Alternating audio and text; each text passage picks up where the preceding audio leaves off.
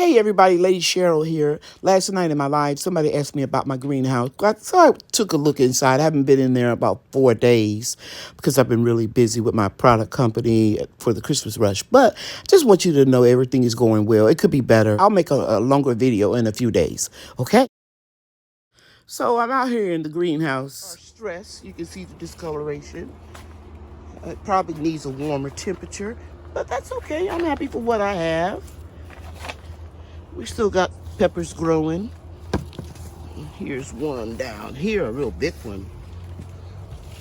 And some more growing over there. All along this bed, we have peppers. And we have some jalapenos, and those are sweet peppers I just showed you. And the trees, the citrus trees are doing pretty good back here. 2 limes, 2 lemons, wandering Jew. I thinned that one out. I'm going to plant some more. This tomato plant is struggling, but it's bone dry. I'm going to feed it some comfrey tea, and I think it'll be okay. But look right here. We've got 2 tomatoes right here that are going to be ripe for Christmas. Actually, I'm going to go ahead and harvest them because we have some colder nights coming. And we got more peppers that are ripe. Yeah.